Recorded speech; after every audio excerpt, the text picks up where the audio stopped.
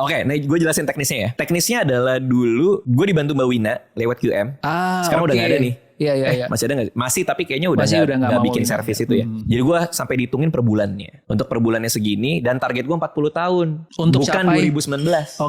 2019 tuh gue masih tahun depan nih 40 tahun. Tahun ini 40. Tahun ini 40. Jadi gue kecepatan 5 tahun ngumpulinnya sebenarnya. Oke, dapat angkanya sekian. Kita sepakat dulu sama namanya investment rate. Investment rate gue waktu itu 20% patokan gue. Artinya pemasukan gue berapa? 20% itu buat dana pensiun and the gang. Awalnya susah banget, kena 20%, akhirnya kena. Terus gue mikir, kalau gue bisa ngenain 20%, kenapa nggak lebih gede dari 20% investment rate gue gitu. Untungnya karir baik, film, box office. Ya film box office dapat bonus. Dan bonusnya tuh lumayan banget. Nah makanya ada bulan-bulan di mana investment rate gue sampai 90%. Artinya pemasukan gue berapa 90%-nya langsung masuk ke ini. Gil semuanya. Ya artinya kalau gue punya kesempatan untuk mengupgrade lifestyle gue tidak lakuin. Lewatin semua.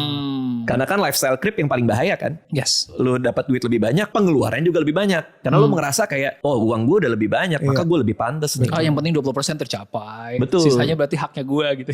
Makanya waktu itu rame dibahas di teman-teman gue kayak Panji and the Gang sama Ronald waktu itu. Dia wih-wihin gue, Ronald Suryapraja, wih mobil baru nih gitu. Karena gue habis beli mobil baru. Dulu gue pakai Honda City, gue beli mobil baru setelah dapat bonus dan lain-lain. Gue beli mobil baru Honda City yang lebih baru. Oke.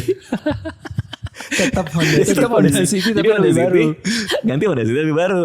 Sementara manajer gue ya pada saat itu ya dari CR-V jadi BMW gitu. Jadi kita sama-sama beli mobil nih setelah dapat pemasukan lumayan kan. Terus ditanyain kan kenapa nggak mau lebih gitu kan? Ya kenapa harus lebih? Gue bilang gitu. Orang gue udah biasa pakai ini gitu. Nah habit itu yang ngebuat ngejar si dana pensiunnya jadi jauh lebih cepat. Karena setiap kali income naik, investment rate-nya juga naik gitu. Dan yang paling penting adalah jangan tiru ya, gue bukan financial advisor. Gak usah niru-niru gue, setiap orang beda. Kebetulan instrumen investasinya waktu itu kan banyak di saham dan reksadana saham. Itu setiap berapa tahun kan ngedouble tuh. Pada zaman itu ya. Karena growth-nya kan lumayan. Jadi kalau nggak di situ nggak akan kena di 2019. Jadi kombinasi antara naruh uang lebih banyak di investasi dan instrumennya juga berlipat-lipat. Akhirnya kena di 2019.